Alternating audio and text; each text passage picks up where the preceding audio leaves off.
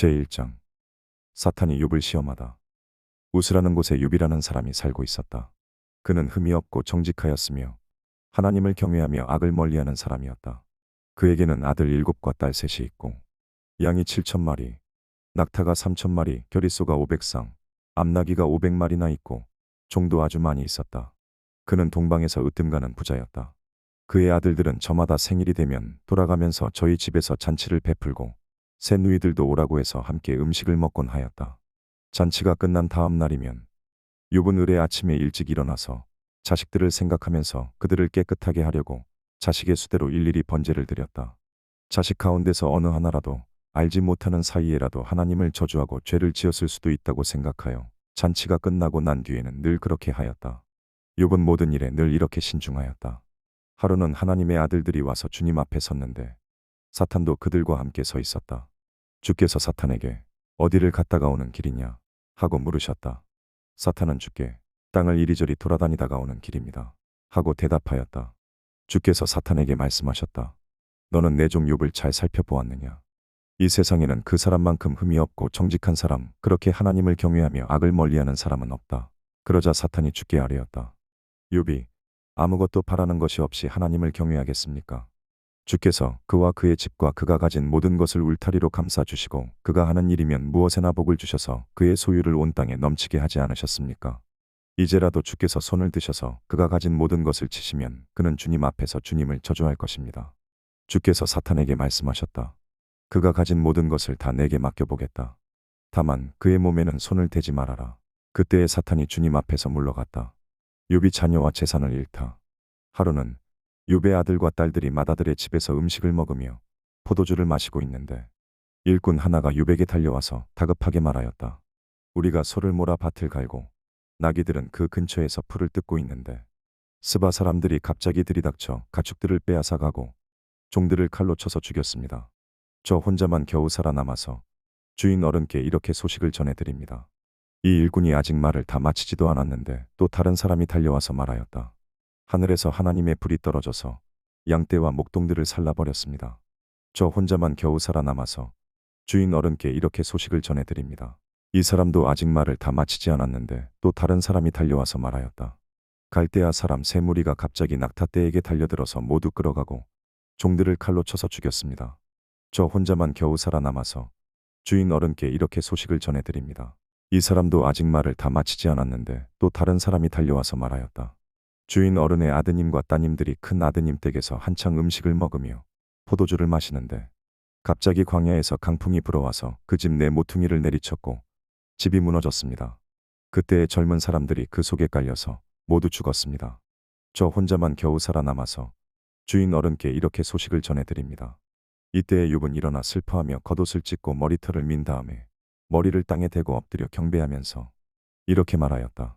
모태에서 빈손으로 태어났으니 죽을 때에도 빈손으로 돌아갈 것입니다. 주신 분도 주님이시요 가져가신 분도 주님이시니 주의 이름을 찬양할 뿐입니다. 이렇게 욥은 이 모든 어려움을 당하고서도 죄를 짓지 않았으며 어리석게 하나님을 원망하지도 않았다. 제2장. 사탄이 다시 욥을 시험하다. 하루는 하나님의 아들들이 와서 주님 앞에 서고 사탄도 그들과 함께 주님 앞에 섰다. 주께서 사탄에게 어디를 갔다가 오는 길이냐 하고 물으셨다. 사탄은 주께 땅을 이리저리 돌아다니다가 오는 길입니다 하고 대답하였다. 주께서 사탄에게 말씀하셨다.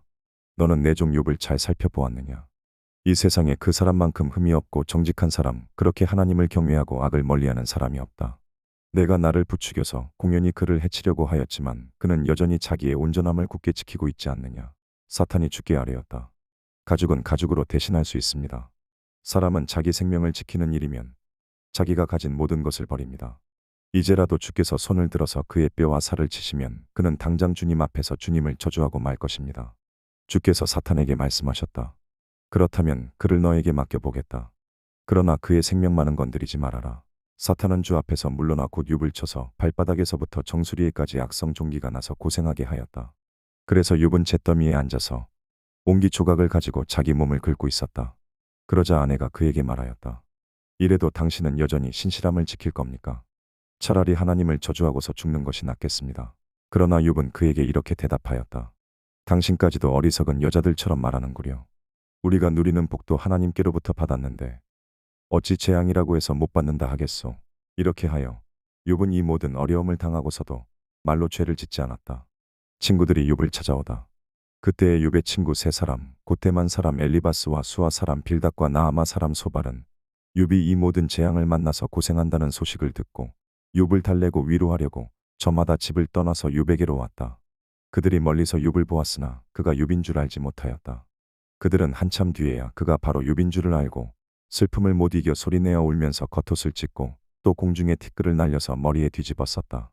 그들은 밤낮 일의 동안을 욥과 함께 땅바닥에 앉아 있으면서도 욥이 겪는 고통이 너무도 처참하여 입을 열어 한마디 말도 할 수 없었다.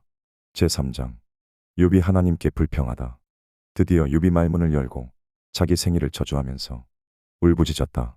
내가 태어나던 날이 차라리 사라져 버렸더라면, 남자아이를 베었다고 좋아하던 그 밤도 망해버렸더라면, 그날이 어둠에 덮여서 높은 곳에 계신 하나님께서도 그날을 기억하지 못하셨더라면, 아예 그날이 밝지도 않았더라면, 어둠과 사망의 그늘이 그날을 제 것이라 하여 검은 구름이 그날을 덮었더라면, 낮을 어둠으로 덮어서 그날을 공포 속에 몰아넣었더라면, 그 밤도 흑암에 사로잡혔더라면, 그 밤이 아예 날수와 달수에도 들지 않았더라면, 그 밤이 아무도 잉태하지 못하는 밤이었더라면, 아무도 기쁨의 소리를 낼 수 없는 밤이었더라면, 주문을 외워서 바다를 저주하는 자들이, 리워야단도 길들일 수 있는 마력을 가진 자들이 그날을 저주하였더라면, 그 밤에는 새벽 별들도 빛을 잃어서 날이 밝기를 기다려도 밝지를 않고 동트는 것도 볼 수 없었더라면 좋았을 것을.